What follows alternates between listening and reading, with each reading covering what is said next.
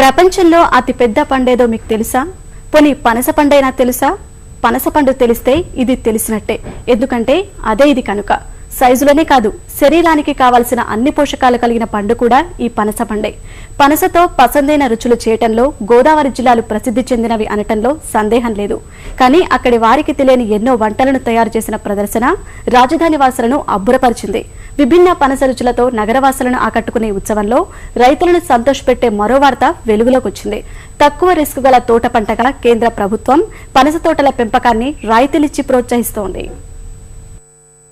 పనస తొన రుచి తెలిసిందే. పనస పొట్టు కూర తినకపోయినా వినైనా ఉంటాం. కాని పనస పాయసం, కేసరి, పనసతో బొబ్బట్టు, ఇడ్లీ, వడలు, పనస 65, పనస బిర్యానీ ఇలా 1-2 కాదు, పనసతో బహుపసందుగా 35 రకాల వంటకాలు కని విని ఎరుగని రీతిలో వండి వార్చి రాజధానిలోని నాంపల్లి ప్రదర్శనా మైదానంలో పనస ఉత్సవాన్ని నిర్వహించారు.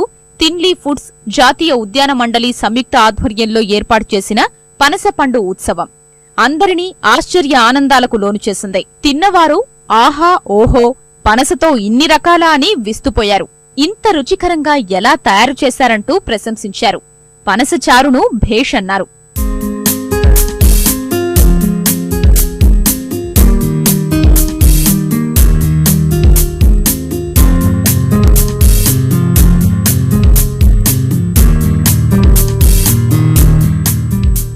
సాంబార్ ఉందండి, రసం ఉంది, చాలా రకాల స్వీట్స్ ఉంది, ఒబ్బట్టు ఉంది, ఇడ్లీ లాగా చేశారు, స్వీట్ వేసి ఇడ్లీ చేశారు, సమోసాలు అన్ని ఇట్లా చేశారు, అన్ని ఫుడ్స్ ఇవే ఉన్నాయండి.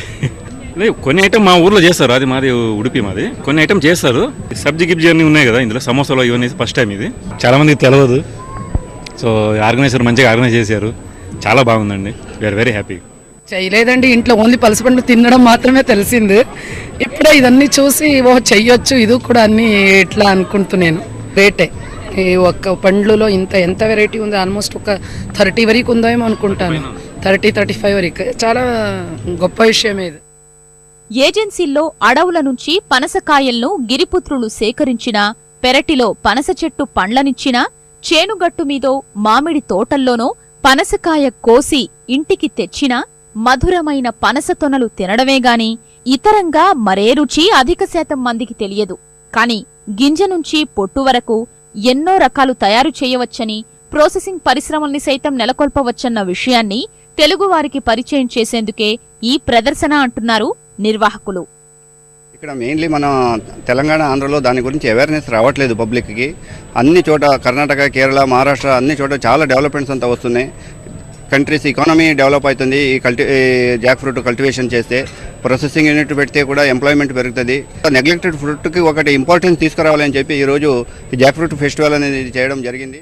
చల్లని వాతావరణంలోనూ, వేడి వాతావరణంలోనూ, కరవు పరిస్థితుల్లోనూ నెగ్గుకు రాగల పనస చెట్టును తోటలుగా సాగు చేయడం మన దగ్గర లేదుగాని కేరళ, తమిళనాడులో పనస తోటలు విస్తారంగా కనిపిస్తాయి. తమిళనాడులోని కడలూరు జిల్లా పన్పతి ప్రాంత రైతులైతే వేలాది ఎకరాల్లో పనస తోటలు సాగు చేస్తున్నారు.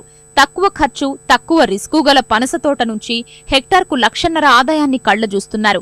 రైతుల ఆత్మహత్యలు అధికంగా గల విదర్భ ప్రాంతంలోనూ పనస అక్కడి రైతుల కష్టాలను, కన్నీళ్లను దూరం చేసింది. ఈ రాష్ట్రాల్ని ఆదర్శంగా తీసుకుని పనస తోటల్ని దేశవ్యాప్తంగా విస్తరించేందుకు నేషనల్ హార్టికల్చర్ మిషన్ ద్వారా రాయితీలు ప్రకటించింది సర్కార్. ఎకరం విస్తీర్ణంలో పంట సాగు చేసేందుకు అయ్యే 1.25 లక్షల రూపాయలు మాత్రమేనని ప్రకటించింది. అందుకోసమయ్యే పెట్టుబడి వ్యయంలో 40% కేంద్ర ఉద్యాన మండలి రాయితీ సదుపాయం కల్పిస్తోంది.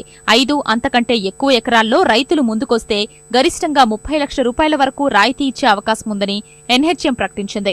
తెలంగాణ, ఆంధ్రప్రదేశ్ రాష్ట్రాలు సహా దేశవ్యాప్తంగా పెద్ద ఎత్తున రైతులు ముందుకొచ్చినట్లయితే అధునాతనమైన ప్రాసెసింగ్ యూనిట్లు స్థాపించనున్నట్లు కేంద్ర ఉద్యాన మండలి ఉప సంచాలకులు ఆర్కే అగర్వాల్ వెల్లడించారు. और हिंदुस्तान के किसी भी हिस्से पे कल्टीवेशन करना चाहें, इस पर हम अनुदान दे रहे हैं 40% और एक किसान को अधिकतम 30 लाख रुपए तक की सब्सिडी दी जा सकती है. బహుళ ప్రయోజనాలు, అత్యంత పోషక విలువలు కలిగి ఉన్న పనస పండ్లతో విలువ ఆధారిత ఉత్పత్తులెన్నో తయారు చేసుకోవచ్చని సర్కార్ అందిస్తున్న ప్రోత్సాహాన్ని ఉపయోగించుకుని రైతులు పనస సాగుకు ముందుకు రావాలని ప్రదర్శనను లాంఛనంగా ప్రారంభించిన భాజపా నేత లక్ష్మణ్ తెలియజేశారు. సహజంగా రైతులు గ్రామాల్లో ఉండే రైతులు పక్కవారు ఏదేస్తే దాన్ని మనం వేయడము, వారి చేతులు కాల్చుకుంటే మన చేతులు కాల్చుకోవడం. అందుకని ఆ విధంగా కాకుండా కేంద్ర ప్రభుత్వము, మోదీ గారి ప్రభుత్వము వ్యవసాయాన్ని లాభసాటిగా మార్చేదానికి అనేక పంతాలు ఈరోజు విప్లవాత్మకమైన మార్పులు తీసుకొచ్చి ఈ పనస పండు లాంటి పెట్టుబడి ఎక్కువగా లేనటువంటి పంటలు పండిస్తే లాభసాటిగా మారుతుందని, పంట పండించడానికి సబ్సిడీ ఇస్తూ పండిన పంట ద్వారా ప్రాసెసింగ్ చేసి ఒక ఇండస్ట్రీ ఏర్పాటు చేస్తే కూడా దానికి కావాల్సిన దానికి కూడా మరి ఈరోజు 35 to 40% సబ్సిడీ ఇవ్వడం అంటే సామాన్యం కాదు. తెలుగు రాష్ట్రాల్లో కూడా పనస తోటల సాగు కోసం రైతులు ముందుకు రావాలని సర్కార్ పిలుపునిస్తోంది. సాగు విస్తీర్ణం పెరిగితే ప్రాసెసింగ్ పరిశ్రమల్ని సైతం నెలకొల్పడం ద్వారా రైతుల ఆదాయం పెంచడమే కాక ఉపాధి అవకాశాలు మెరుగుపడతాయని భరోసానిస్తోంది.